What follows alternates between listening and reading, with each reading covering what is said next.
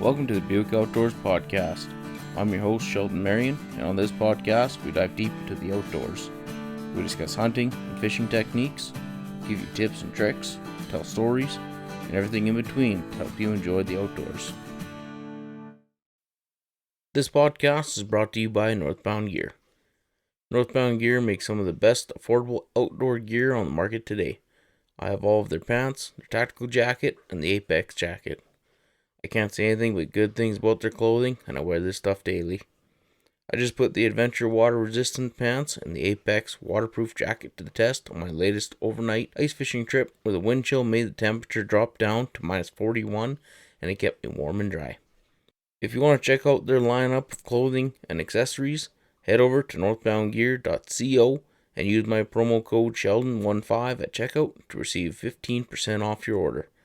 That's northboundgear.co and use my promo code Sheldon, the number 1 and the number 5 at checkout to save 15% off your order. Hey everyone, welcome back to another Buick Outdoors podcast. If you're new here, I'm your host Sheldon, and on this episode I think I'm going to be talking mainly about ice fishing. We're getting into the winter months here now, so ice fishing season is definitely upon us. I've been out already. We did a overnight trip out of Ingle Lake with me and my brother. Got quite a few fish. Well, not quite a few, but we caught enough to keep a smile on our faces anyways. We had a pretty good trip out there. And basically what I want to talk about is just like all of the sorts of different gear and gadgets and stuff people can use these days. Tents, augers, hooks, rods, tip-ups, the electronics. Basically kind of everything and anything that goes along with ice fishing these days. And I want to start off just with tents. Over the last couple of years, tents have really picked up.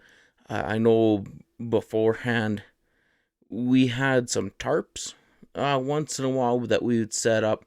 Basically, we would drill holes about halfway through the ice, put up sticks, pack them in with the ice, maybe put in a little bit of water, and then pretty well string out a tarp around the sticks. And when it was just a windbreaker kind of a thing. So it made the days a little bit better. But now with all these fancy tarps, or not tarps, jeepers, all these new fancy tents that we're getting, it has been a huge game changer. With tents, there's a lot that kind of goes into picking them. It's kind of the same thing with every other piece of equipment, really. How often do you go? Do you actually need it? How many people go with you? How sophisticated you want to be? How much money you want to spend? How much money you can spend? And then with tents, there's kind of like insulated versus uninsulated. The weight, the price difference, also the size of tents, how many people are going with you, how often do you even really go, and do you necessarily need a tent? If you're one of those people that really only go maybe once or twice a year, do you really need a tent? For me, I would honestly almost say no, unless you actually have the money to spend. Even the cheaper ones, they're still going to run you a couple $100. The more expensive ones, I've seen them up around like $1,200. So I mean, really, it kind of depends on your comfort level, really. For me, when it's like -5 and the sun is shining, I don't put up my tents. It's a beautiful day, let the dogs run around. There's no need for a tent then. But unfortunately, where we live up here in the north, those kind of -5, -10 sunshine days are very few and far in between. So for us, we're typically out in kind of like that -15 to -30 kind of weather. And up here in the Peace region, it seems we always have wind. So for us, our major thing is just having a windbreaker. Like I said before, we used to put up poles on the ice and then just tie up a tarp on there just to block the wind. So that's mainly why we started using them. And now you can get heaters and all that kind of stuff. And yeah, it just makes it a lot more enjoyable when you do have a tent. But again, that's when you're not exactly picky on the days that you go. If you're a Monday to Friday kind of a guy and you get every single weekend off, maybe stray away from a tent if you're only going to go a couple of times.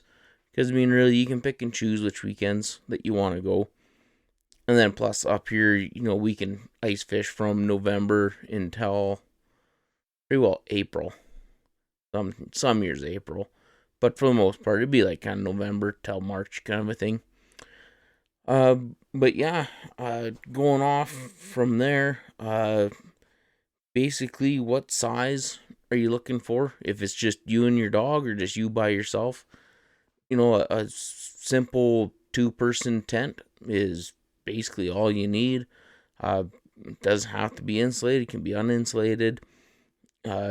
Even if you don't have a tent and you have one of those kind of collapsible pop-up hunting blinds, I've used those in the past before, and man, they work great. They're a perfect little dual purpose. It kind of they're quite a bit thinner, but if you're just using it as a windbreaker, and especially if you have a really small portable propane heater, man, you're set. That's really all you need. But yeah, so how often do you go kind of determines whether or not you even need it or not. How many people you're gonna go with you, and then when it comes to insulated versus uninsulated, one of the biggest things you kind of have to worry about is honestly the price. You can pick up an uninsulated tent for whatever $200-$300, where the insulated ones they're starting to run up. They kind of start at that $350-$400 mark, and then they can go up towards, you know, that $1,200 range, which is the kind of, oh geez, they're kind of like a 5-6 person tent that are kind of fold up into a sleigh kind of a thing. But that's a little more on the fancy side. But even some of the, like the Otter ones, like the Otter Lodge, and there's another one. It's a huge thing, but it's like an 8-person tent. But those are like $900.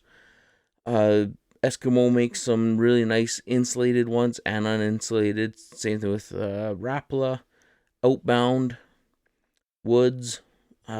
Basically, they all come in either or, and then you basically just have to kind of pick and choose how much money you want to spend, and also take into consideration the weight.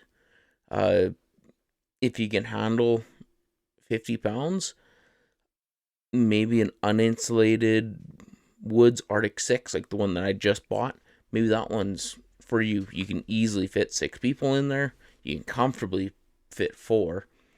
And it's around 50 pounds, but it's also $500 and it's uninsulated. Or if you're going out with just you and a couple buddies and you can only handle 50 pounds again, you know, maybe pick up one of the insulated Eskimo ones. They're around like that $600 mark kind of a thing. But yeah, and then another big difference with insulated and uninsulated is also the frost accumulation that happens on the inside of the tent if you're running a heater, especially a propane heater. Propane burns extremely wet, so then what ends up happening is on the inside, right above where your heater is, it won't ice up. But if you have a bigger heater, where the heat isn't hitting it directly, there'll be quite a bit of frost accumulating on the roof and along the walls and stuff like that. And for the most part, it's not that big of a deal. The issue is if it starts to warm up, that ice starts to melt. It drips down the sides. If you're like me and you do a couple of overnight trips, you really got to watch where your sleeping bag is, or bring garbage bags or a tarp that you can put over your sleeping bag and your cot, because a lot of times it'll start to drip and melt, and basically it'll just get all your bedding wet, which is not something that you want to happen when you're sleeping in a tent on a frozen lake in the middle of winter. Even if you do have a heater, that's just a really, really bad idea to do that. But yeah, so when it comes to tents, there's a few things, the insulated versus uninsulated, the weight difference, the price, frost accumulating on it, how many people there is, how often do you go. So, I mean, really, it's really hard to kind of say which one you should use because it's all personal preference. And that's basically going to be the same thing with everything that we talk about today. Everything is personal preference. For me, I've always used uninsulated tents, and that's simply because I just haven't bought an insulated one yet. I want to buy one. This year I bought that uninsulated Woods Arctic 6 just because I was in a bind and I needed a big tent. So I bought that, and I bought it because Canadian Tire had it on the shelf. If they had like the Otter Resort, I would have spent the money on that one, and that thing is a massive, like 8-person insulated tent. Geez, I think that thing weighs 70 pounds or something like that. It's not a light tent. I would not recommend that for people that are just starting out. But if you're going to be going quite a bit and you want to be comfortable, have a lot of room, for us, because it's usually at least 2 people and 2 big dogs. I also do a lot of overnight tenting in my tents. So I got myself, a cot, sleeping bag, dogs, tables, cookware, there's a lot of stuff that goes into my tents, where if I was just going out for a day, I'd definitely pick something a little smaller. But again, personal preference. I like big tents because I do big trips. Moving on from that, we can talk about ice augers. Basically, you got your simple hand-powered auger and power auger. So with the hand augers, for me, that's all I've used. But again, I don't go after real big fish for the most part. I have a 6-inch hand auger, and that's all I've ever really needed. If I was going after like those big pike that we did there last spring, if I was doing that often, absolutely I'd buy a 10-inch ice auger, because those fish do get that big where you need a 10-inch hole to bring the fish up. But I mean, if you've seen some of my fishing videos and stuff like that, I don't need a great big 10-inch powered auger to pull up a 1-pound rainbow out of the ice. Some days it would be nice because the ice is really thick at times, but as long as you keep your blades nice and sharp, I can drill a hole in 45 seconds maybe through like almost 2 feet of ice. So it's, as long as you have good sharp blades on it, you'll really never have a problem. And also 6-inch, that's not 8 or 10-inch. I would never have a 10-inch hand auger. That's just idiotic. I think that you're going out there to work out instead of fish. But then, it's just like the tents. There's so many different variables that come into effect. How much money you want to spend, how often do you go, do you actually need it or not, what kind of fish you're going after. Again, if you're targeting small rainbows and brook trout or something like that, where like a big fish is gonna be maybe 5 pounds, you really don't need anything more than just a regular old 6-inch hand auger with good sharp blades on it. And even when the blades get dull, go out, buy a pack of them for $30. There's 2 bolts on each blade. Spin the bolts off, put the new blades on, tighten them up, make sure they go on the right way, and you're off to the races. It's not a hard thing to figure out. So when it comes to the augers, there's also different types of powered augers. There's gas augers, there's now propane augers, and the latest and greatest is those battery powered augers. Uh, and then again, it's all down to that price point. Uh, so say you are saying, "Yep, I'm 100% gonna get a powered auger because I go often. We cut big holes. We like to go in different parts of the lake, and whatever, drill 6 or 7 holes at each spot, and try different depths and stuff like that. All the power to you." With the gas augers, they've been around for years. They're pretty reliable, pretty minimal issues as long as you kind of, take care of them, put good gas in it, run good oil. When it comes to your runtime, I mean, really, if you have a jerry can of gas or two or whatever, as long as you have gas and oil, uh, your runtime is unlimited. You can drill 100 holes in a day and you don't have anything to worry about. And when it comes down to it, gas, compared to the next one, which is propane, it's fairly cheap. Uh, it you don't need 100 liters. You're not filling up your truck to run a gas powered auger. It's a few liters. So really, if you have 20 liters, that'll last you at least a year. I'm assuming. I don't have a gas powered auger, but I can't see it burning up that much gas in a season.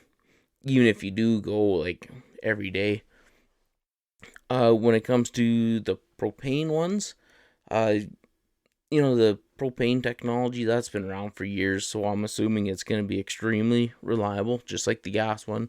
And it's, again, you take care of your equipment's going to take care of you. If it doesn't, ditch that thing to the curb and get a different one. But with the propane ones, one of the issues I would see with one of them is pretty well the expenses to run it. They run off of the 1 pound propane bottles. I know apparently there's an attachment that you can get for a 20-pound propane bottle so you can refill those 1 pound bottles. But for me, I've never personally refilled a 1 pound propane bottle. And every time that you go into Canadian Tire, you can get like the 3-pack of propane bottles. But even those 3-packs, they're, oh geez, what are they? 20 or 30 bucks or something like that? I think they're $20. So it's $20 for 3 pounds of propane. So, your runtime, it'll still be quite a while. I mean, I buy those little 1 pounder tanks for my lantern too. So, I mean, really, what's another bottle of it kind of a thing? The issue with that, though, is if you're like me and you have, like, your buddy heater, you have your lantern, and now you have this propane ice auger, you're going to have to show up with a tote of propane bottles because everything runs on those. You can mitigate that a little bit, running a tee off your bottle to different hoses to your buddy heater and then your lantern kind of a thing.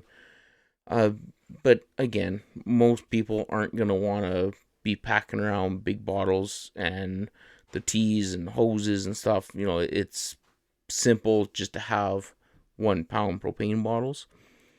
So I mean, I don't know. I think they are great. They seem to be a really good idea. And as for runtime, as long as you have those bottles, it's just like the gas ones. You can run all day long, no worries whatsoever. The only issue is the cost of the fuel itself. I'm pretty sure the cost of the augers, whether it's gas or propane, they're all up there around like that kind of $500 range, give or take a little bit. I haven't really looked into the prices overly too much the last few years, so take that one with a grain of salt. But yeah, like as long as you have the propane, yeah, I can't see that being an issue, and especially when you're doing like 8 to 10 inch holes, you're gonna want a powered auger. So yeah, they don't seem to be overly too bad.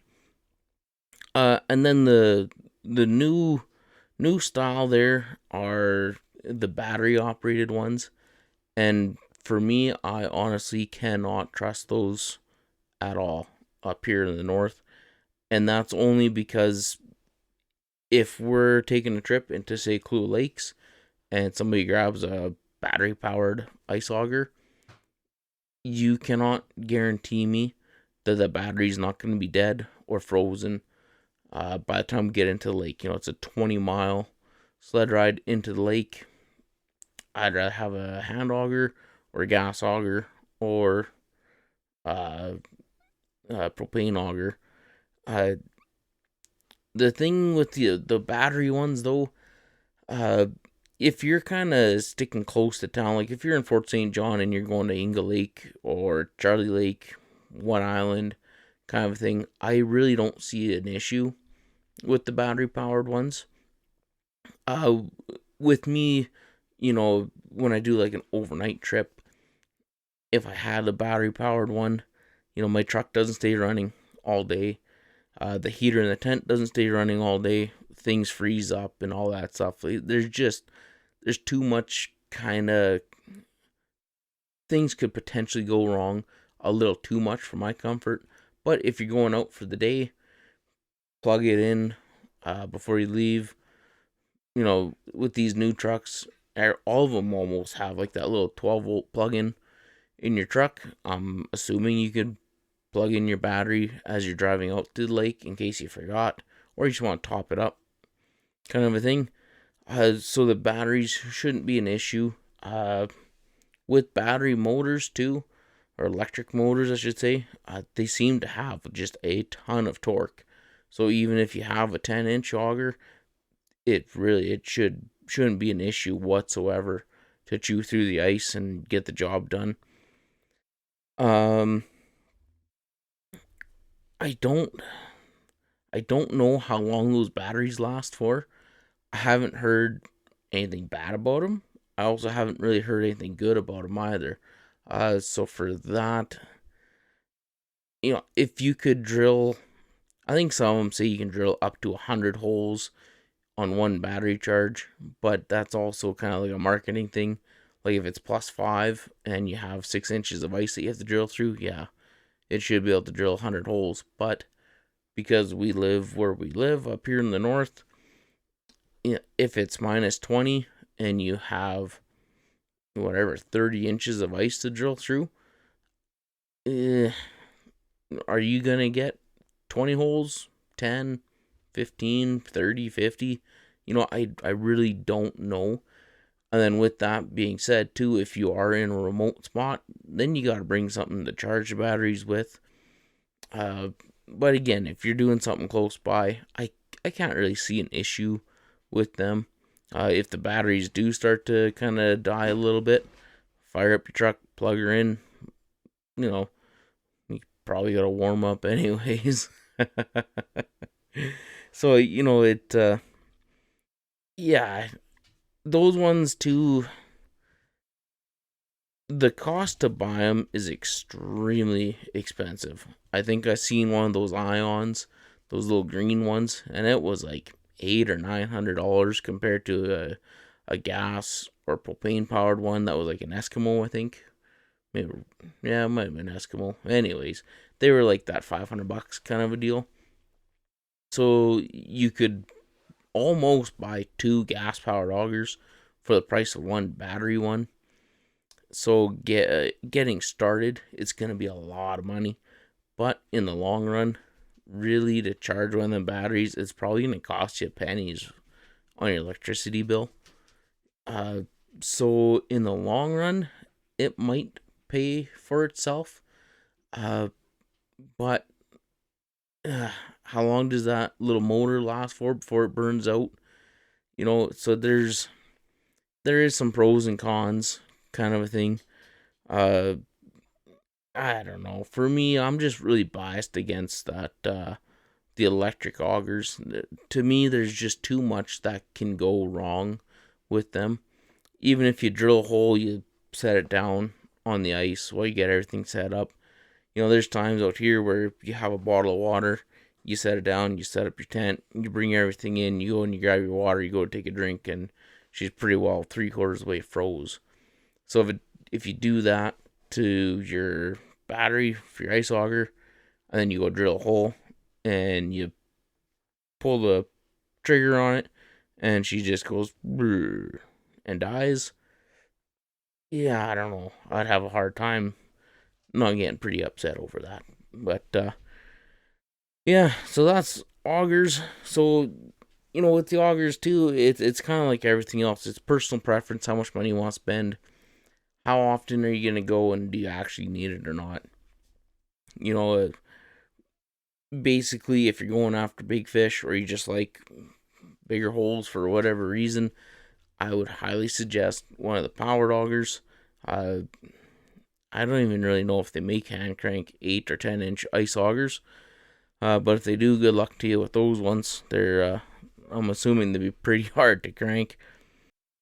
This podcast is brought to you by Rampage Coffee.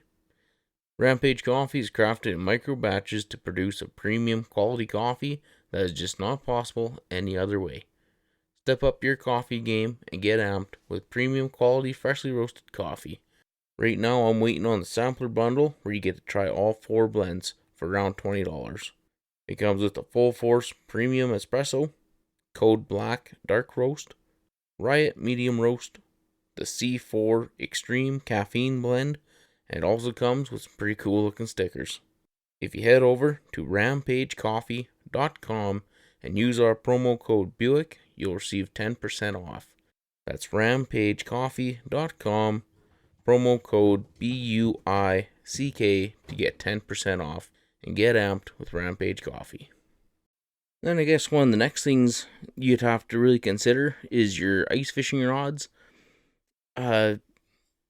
Really, you have kind of 3 categories there. You have cheap, expensive, and you have free.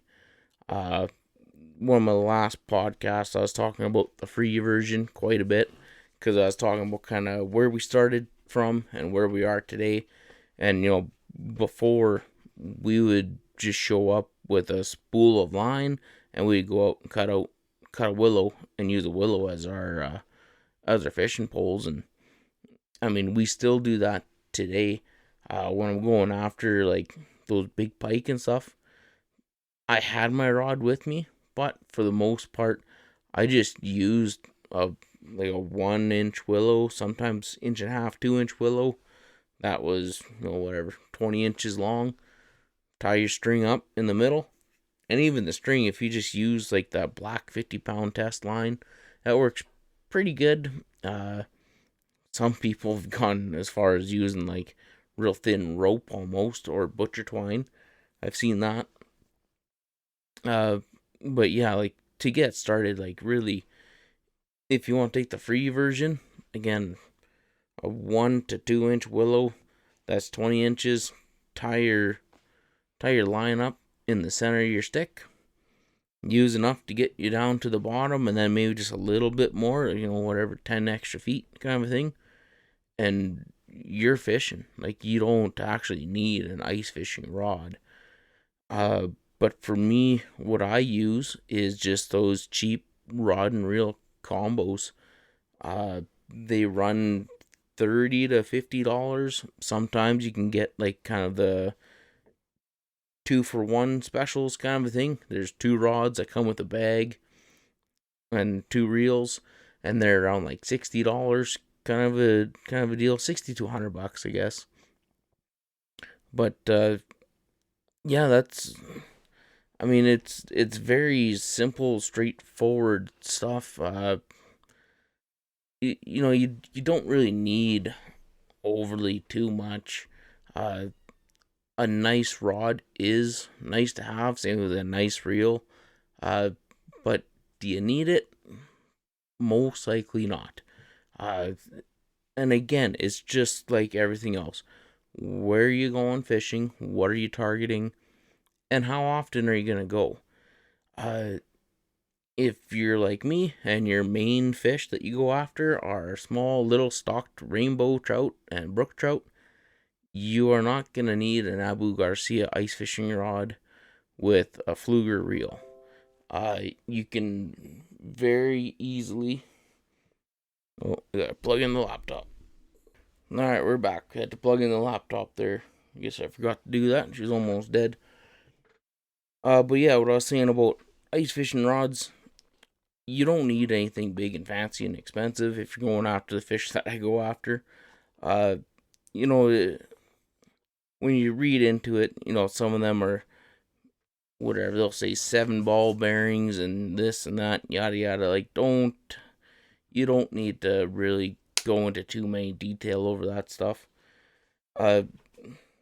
A basic rod and reel combo that you get from Walmart or Canadian Tire or your sports store there, that's all you need. If you're going after bigger fish like big lake trout or big pike or something like that, or some really aggressive walleye that'll dive deep, or you're fishing in deep water, then yeah, sure, it might be worth your time to get a better rod and a better reel, you know, especially like the drag systems and the flex on your rod and how tough they are, or like a real sensitive tip kind of a thing. But that's when you start to get real into the nitty gritty, kind of the fine details. But for the most part, if you're just a kind of weekend warrior, you're not overly too worried about things. I like, don't sweat it. Just get whatever's sitting on the shelf. Put on some Berkley Trilene 10-pound test, whether it's the regular stuff for the ice fishing line. It really doesn't matter. Again, like, you're not a pro fisherman, you're not a pro angler, you're not sponsored or anything like that. You're just going out for the weekend to catch a couple of fish and maybe eat one or two, kind of a thing. So yeah, I wouldn't put too much thought behind that, overly too much. You know, the branding and marketing side of things, man, companies spend millions of dollars to make it sound like you need this stuff. But at the end of the day, we used to get it done with a willow and $5 a fishing line. You know what I mean? So yeah, don't buy into that overly too much, because in the end you're just going to get burnt and you're going to have an extremely expensive ice fishing rod and reel for something that you use, you know, 4 times every 6 months, if that. So yeah, I would recommend just kind of be smart about it. But I mean, also, if you just want to have a really nice rod, man, go out and buy it. You know, I'm not going to judge you for it. If you show up with a Fenwick and a Fluger to go ice fishing, cool. Then there's also tip-ups. Depending on where you are, you might not be allowed to use tip-ups the way that they're meant to be used. For us in the Northeast region here, legally we cannot use them the way that they're designed. So a tip-up is basically a set line where you have it set out on the ice wherever, and you just wait for that flag to come up, and then you run over and you grab it, you pull it up. For us, we're only allowed 1 rod per person, unless you're in a boat. If you're in a boat, you're allowed 2 rods per person. So I don't know, if you want to go ice fishing, drag a boat out on the ice and sit in there, then you can have 2 rods. But yeah, I still use tip-ups from time to time, mainly just when I'm doing my overnight fishing trips. If I'm in my tent and I'm cooking supper or something like that, you know, my back will be to the hole quite a bit, just, you know, paying attention to cooking kind of a thing. So instead of having my rod sitting there and then having a fish potentially pull my rod down into the water, I'll either use a stick and do it the old-fashioned way, or I'll pull out one of my tip-ups and I'll have that set up, and then you just kind of look back once in a while, see if the flag is up or down. If it's down, you don't have a fish. If it's up, chances are there's fish on there. But with the tip-ups, there's it seems to be a big market now, or it's a growing market for tip-ups. You know, everybody says that they got the latest and greatest ones and yada yada, but again, it's kind of like what kind of fish you're going after, how much line is on there, how deep you're going. Because really, a tip up, there's no drag system. It's just a wheel that free spins that has a bunch of line on the spool, and your flag comes down. There's a little T. When a fish pulls on the spool, it spins, the T comes off, flag comes up, and you're not fighting the fish with a rod and reel. You have that black 50-pound braided ice fishing line or whatever it is that's on there, so you're just yanking them up by hand. So basically, if you're gonna be in 100 feet of water, you're gonna want one with a huge spool so you can actually reach the bottom. Plus, when they grab it, they're gonna want to run. So you're gonna want to have 100 feet plus probably about 50 feet of extra line. So it has to hold like 150 feet of that thick black line. Where if you're gonna be fishing in Charlie Lake, where the deepest part of the lake is 12 meters, which is what, 30 some odd feet, maybe 40 feet. You don't need anything overly too big.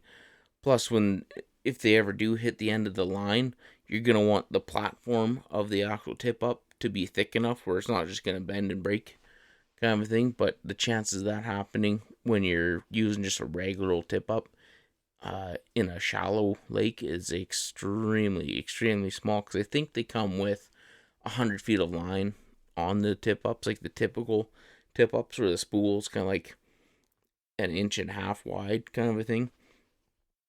So when it comes to your tip ups, for us, if you're gonna use them, you have to use them very smart.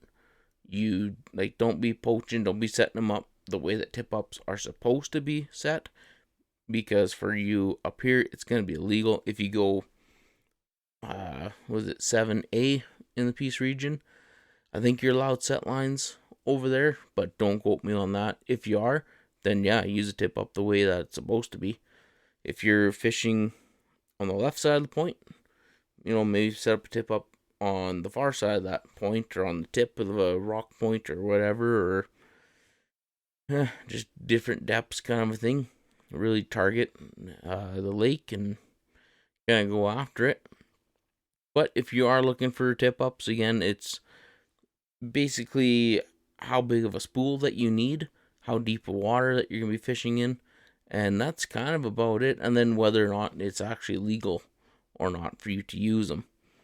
And then when it comes to hooks, man, hooks and lures, you could talk all day long about hooks and lures, and you wouldn't even scratch the surface. For me, because I target trout, rainbow trout and brook trout.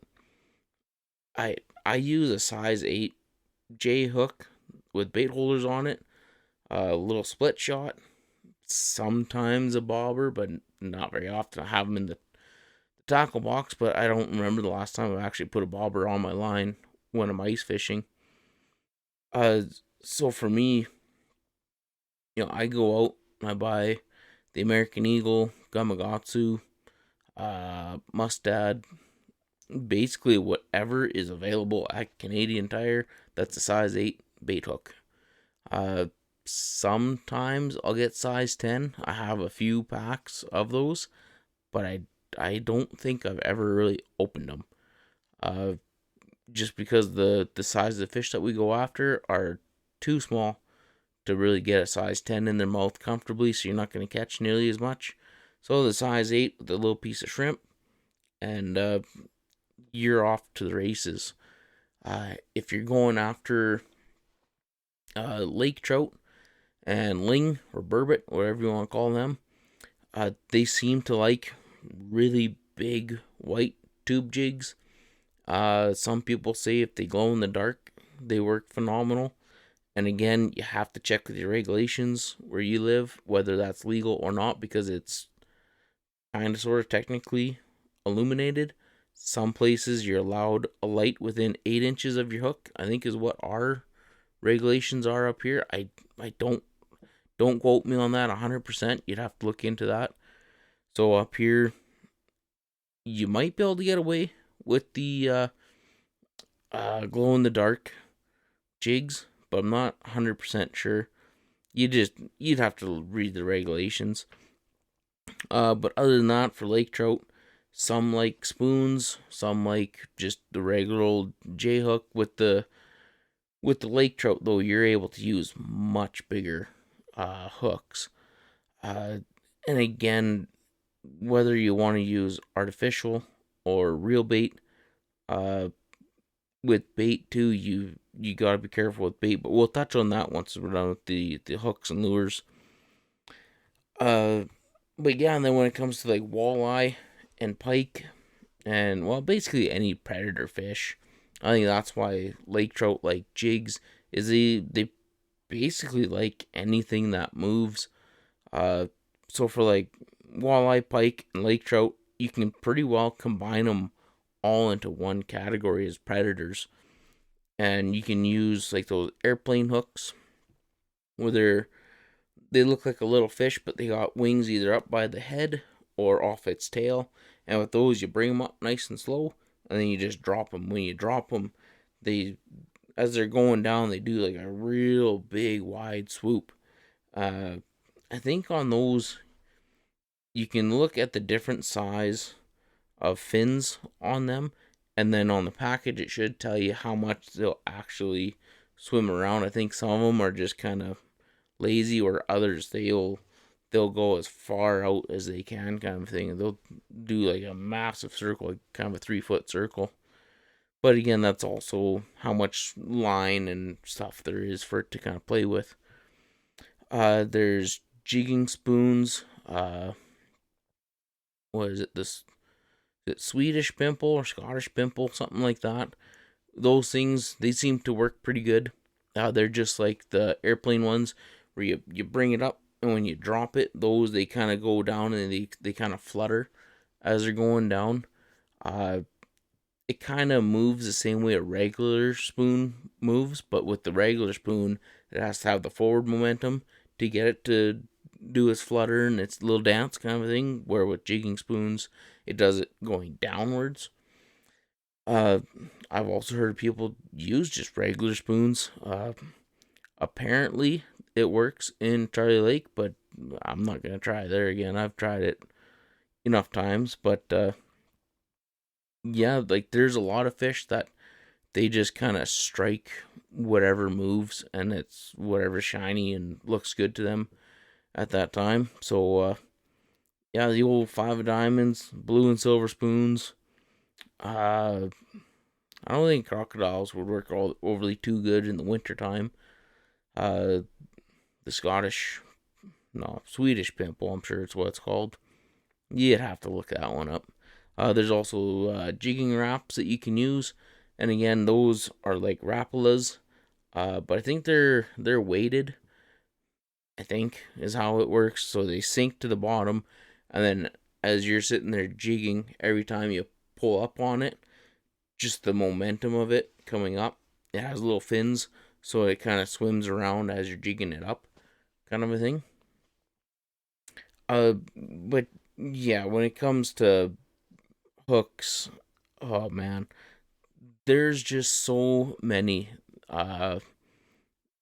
Some have feathers, some have marabou, some have little bells and whistles on them, some like rattle kind of a thing. Some are shiny, some are dull. You know, the best thing to do for your hooks is just talk to the local people and just kind of get an idea of what works. Some places, you know, the hot color is pink. You can go to the lake, you know, whatever, 10 miles up the road from it, and there, pink, you'll never catch a fish at all in pink, and there it's white. You know, so you definitely, if you're going to be a traveling fisherman, you're going to need a lot of different styles and types of hooks and stuff. And then when it comes to bait, you have some places don't allow any sort of bait whatsoever. Some places only let you use artificial bait. Some places, like up here, you can't use any sort of fin fish whatsoever, but you can use shrimp because it's not a fin fish. It's a shellfish, so you're allowed to use shrimp up here. We can use marshmallows. We can use corn. You can use the rubber baits like all the Berkleys and stuff like that. And again, it changes from lake to lake. I know at Ingle Lake, shrimp work amazing. Lots of people use corn. I don't. I don't really like using corn. I never have liked it, but you can give her a go. Some places, marshmallows work. You can buy the little itty bitty marshmallows. Uh, Sometimes you get like the infused ones or whatever, and apparently ones that are like cheese or garlic, for some reason, trout love them. I haven't tried it, but apparently it works like a hot damn on some trout is the garlic marshmallows. Uh, Another thing you can do, like your own concoction, like on the ocean, we use butt juice that we inject into our herring when we're going after ling and halibut. Flounder like it, dogfish like it, rockfish like it. So, I mean, really, if you're going after a burbot, why not squirt some of that on one of your big white jigs and see if it works? It's just kind of fish oil and aniseed, and I don't know, it's a big concoction of stuff. It's kind of like Worcester of the fish world. So yeah, maybe give that a go. That might work. That might be the ticket to get more fish because it leaves a nice trail of scent out there, and you never know. Uh, give her a go, and if you do, let me know. I would love to know if that actually works or not. Same thing if you're using it for pike or walleye. It'd be pretty neat to see if it works or not. Um, yeah. So when it comes to hooks, you just kind of there's so many different types and styles. You just talk to the local people and kind of see what works and try experimenting. And unfortunately, it is pretty expensive if you want to experiment. You know, it's pretty easy to go into the sports store or Canadian Tire or wherever it is that you pick up your stuff at, and I've easily went in for a pack of hooks and spent $150 going, oops. But it is what it is. I got kind of one of everything that's ever made under the sun, and I try them out, and sometimes they work, sometimes they don't, and then the next lake, the things that didn't work all of a sudden do work, and yeah, it's a gamble. But then after that, the new age thing is all the fancy electronics. Now you got the flashers, depth sounders, underwater cameras, and I can honestly say that I don't have enough experience with these to really kind of give you an honest opinion. Other than I've seen a couple of underwater cameras. One worked phenomenal in clean water, and then one worked just terrible. If you have them in extremely clean water, they seem to work absolutely great, and they are really cool to use. You can see the fish coming in, you can see the reaction. It it works great as an aid or as a tool to help you kind of figure out the species that you're going after a little bit better, or figure out the lake kind of a thing. Some places, the rainbow are extremely lazy. They like a hook just sitting there, and they come up and they sniff it, they kind of grab it, and then they kind of nibble on it, and then you got to set the hook and bring them in. Where other places, it's a rainbow trout, it comes in and it just slams that hook. So it's kind of neat if you have an underwater camera. You can see what the fish is doing, whether they like the hook just kind of sitting there, or if they like to see a little bit of an action, like a constant jig, or if they like it when you do the big jigs. It's pretty neat. And then you can kind of see some obstacles if it's within range of the camera, kind of a thing. But yeah, I don't know. I think the underwater cameras, if you're in a place where it's extremely clean water and it you kind of want it for like the cool factor or the neat factor where you can just watch fish, then absolutely they're pretty cool to have. I'd buy one. Unfortunately for us up here, our waters just they're not quite clean enough. Uh, we had somebody try one at Ingle Lake. You couldn't see 6 inches in front of the camera, and that was with and without the lights on. And I think the one had an LED, and you just couldn't see nothing. We end up pulling the hook up and just putting it right like within a couple of inches of the camera, and then you could see it. But anything past that, it was just a bunch of floaty junk kind of thing that you could see, and it was not worth it.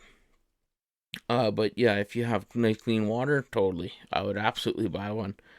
When it comes to depth sounders, aka fish finders, uh, if you're using them to find what depth that you're fishing in and possible drop off points or rock points and obstacles in the water, then it's worth it. If you're gonna buy a fish finder to find fish, it is a complete and utter waste of time and money. With us, we use the fish finder on the ocean quite a bit. But you're able to see where the rock points are. You're able to see bait balls, you can see whales, and you can see porpoises. When it comes to fish, it picks up on whatever's kind of floating in the water. So, do they actually see the fish? Maybe. Sometimes they do, but for the most part, it's just going to tell you how deep you're in. And potentially where a drop off is. Like you can look at a map and it'll say here it's 10 feet, here it's 15, then all of a sudden here it drops right down to 30. And if you want to fish right on that drop, you can drill a hole, put your depth sounder in there and go, nope, we're still at whatever, 15 feet. Go another 10 feet, drill a hole, put her in there. Here's the drop point. Okay, let's go right in the middle, and that's where we're going to fish. Then they work phenomenal. But if you're going to use a fish finder to quote unquote find fish, you're wasting your time unless you're going after great big bait balls kind of a thing. If you're in a massive lake where there are bait balls, then yeah, I would understand buying one. But for the amount of money that those things cost, I can't really see it. Those flashers though, those things are pretty neat. They those will actually see fish when they come in.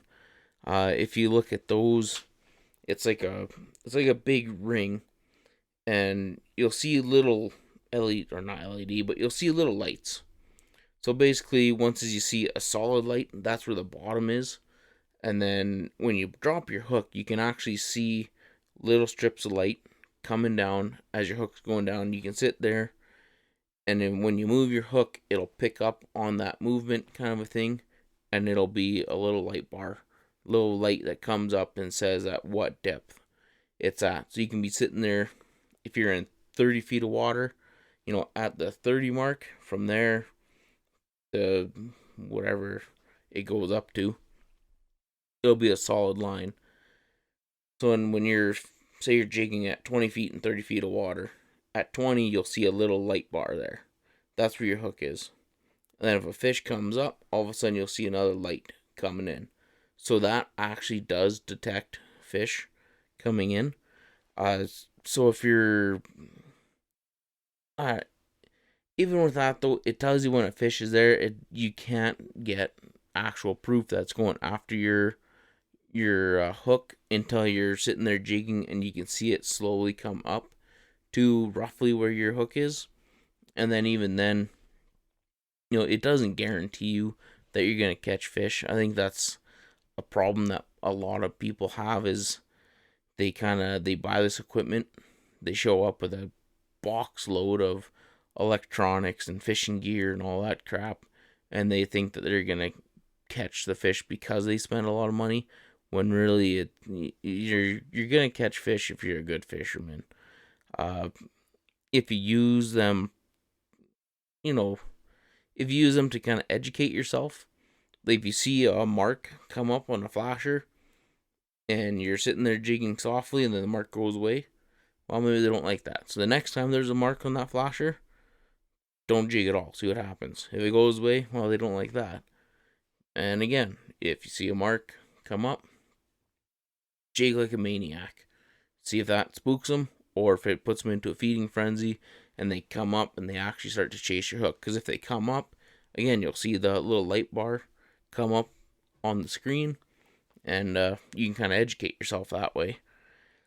You know, for the prices though, man, it's a lot of money to buy something just for a cool factor or just to kind of try it out.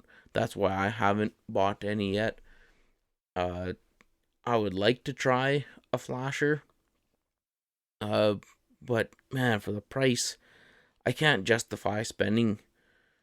I think some of the cheaper ones are around like $250, $300. And for me, like I can't justify that. That's almost a truck payment, really. So for me, it'd be kind of nifty to have one, but again, I'm going after rainbows and brook trout. So it's back right from to square one. Whether do you actually need this stuff or not? For me, I don't. Uh, if I was if I was targeting specific fish, maybe. But even then, as long as you just fish long enough, you're gonna figure them out anyways. Uh, so for me, it's hard for me to spend the money. But if you want to, all the power to you. Let me know how it works out. If that flasher makes sense to you, and you kind of took a little notes there or whatever on what I was saying there to kind of educate yourself. If it works out, let me know.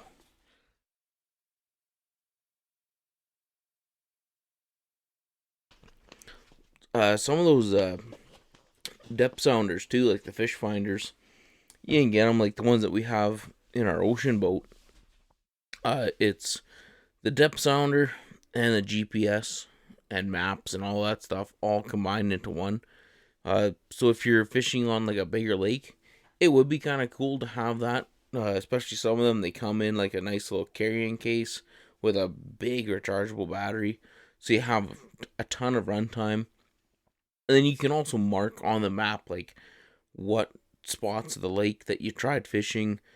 You can put little notes in there and stuff like that, or you can just write whatever, big fish on this point, no fish over here, a few bites over there, or whatever. You can actually kind of keep track of where you've been fishing, and it'd be pretty pinpoint accurate on where you're fishing because all GPS. So that would be pretty neat if I was kind of traveling a little bit more and doing going to different bigger lakes kind of thing. But for the most part, when I go to our lakes around here, they're not big extravagant lakes. They're basically swamps, and yeah, it's pretty hard to forget where you've been and what worked for you. So for me, again, I don't personally need that stuff. Uh, but even even like Charlie Lake, if you're cruising around there, and there's a lot of different little drop offs and rock faces and stuff like that. So like bigger lakes, yeah, it might be worth it just for finding out where those depths, like the drop offs are, and also using the map combos. Uh, but then there's also like the cheaper versions of the depth sounders where it's basically just a handheld thing with a pole and you just put it down your hole and it tells you kind of how deep you are. But Yeah, it's all personal preference and what you actually need.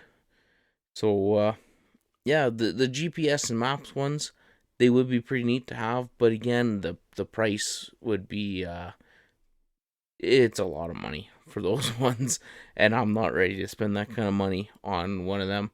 The good thing though with all that stuff, well, pretty well everything that I've talked about today, is you can get them at whatever Walmart, Canadian Tires, Sportsman Warehouse, Cabela's, your local mom and paw shops, kind of a thing.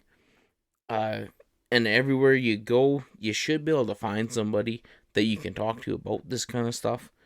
Uh, Maybe not so much in the big retail stores.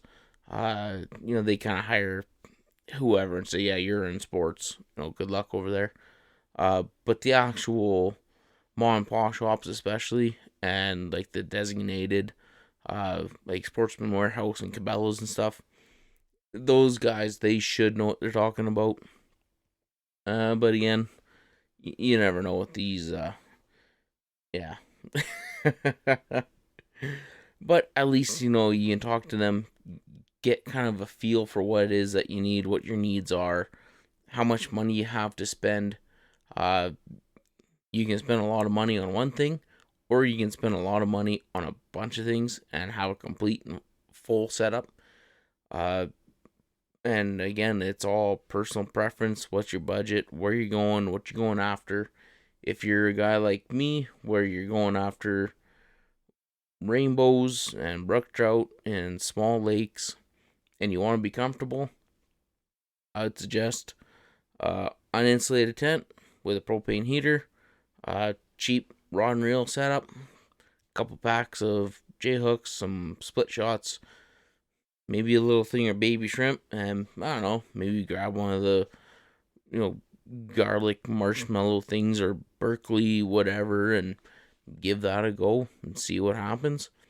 If you're gonna be fishing great big huge lakes, or you travel a lot and you're doing a bunch of overnight camping and stuff, maybe spend the money. Get a otter resort with 2 propane heaters, get a cot, sleeping bag, get the GPS maps and depth sounder combo.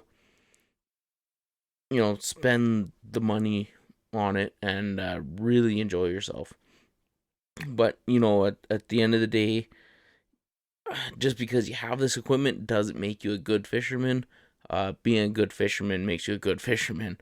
If you catch the fish, you catch the fish. You're gonna get them whether you have this fancy equipment or not. Like I said, we started out with a stick and string, and we had a phenomenal time. Also, it's not about the equipment when you're going out. It's about having fun, getting outdoors, taking a breath of fresh air, get away from the city and the panic and anxiety that kind of sets in on some people. Just get away from that stuff for a day or two. Get outside, enjoy yourself. Bring something to make hot chocolate with, cook some hot dogs. Uh, you know, if there's enough ice, if there's like 20 inches or so of ice on the lake, heck, bring your truck out there, teach a kid how to drive.